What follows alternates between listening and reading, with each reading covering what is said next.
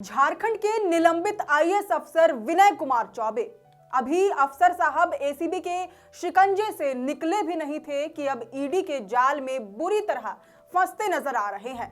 एक तरफ एसीबी ने उनके विरुद्ध चार केस दर्ज कर दिया है, वहीं दूसरी तरफ ईडी भी अब उन्हें घेरे में लेने की पूरी तैयारी कर रही है। दरअसल शराब घोटाला मामले में पहले से पीएमएलए के तहत दर्ज केस के बाद ईडी अब चौबे पर अपनी जांच का दायरा तेजी से बढ़ा रही है। ऐसा लग रहा है कि आने वाले दिनों में चौबे के लिए रास्ता और मुश्किल होने वाला है। विनय कुमार चौबे पर सबसे बड़ा वार एसीबी की हाल की कार्रवाई से हुआ। एसीबी ने सिर्फ प्राथमिकियां दर्ज नहीं की, बल्कि जांच में ऐसे चौंकाने वाले तथ्य सामने रखे जिन्होंने पूरे खेल की तस्वीर ही बदल डाली। पता चला कि चौबे ने अपनी वास्तविक आय से 1,27,00,000 रुपए ज्यादा की संपत्ति जुटाई, जो उनकी घोषित आय से लगभग 53% अधिक है। ये रकम सिर्फ अचानक बढ़ी हुई आय नहीं है, बल्कि एसीबी के मुताबिक इसे कई रिश्तेदारों और करीबियों के खातों के जरिए इधर उधर घुमाया गया।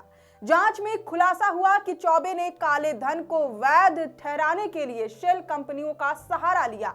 ये कंपनियां उनके रिश्तेदारों और सहयोगियों के नाम पर बनाई गई और इन्हीं के माध्यम से पैसे को घुमाया गया।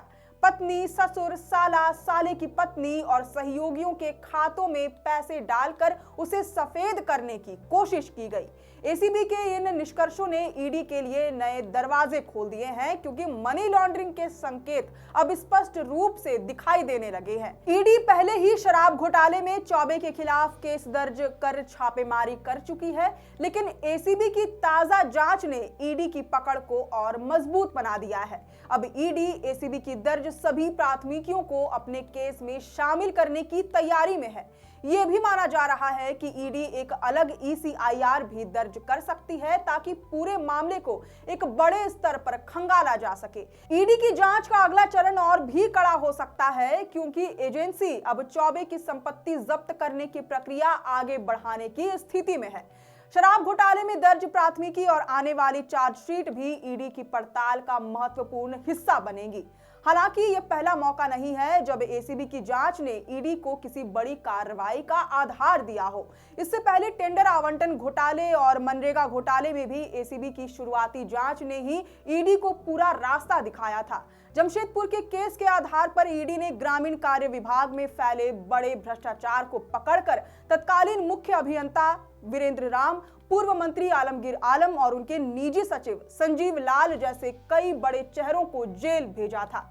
इसी तरह खूंटी के मनरेगा घोटाले में एसीबी की रिपोर्ट ने ईडी को कार्रवाई का मौका दिया और इसका परिणाम ये हुआ कि तत्कालीन डीसी पूजा सिंघल समेत कई अधिकारी जेल की हवा खा रहे हैं।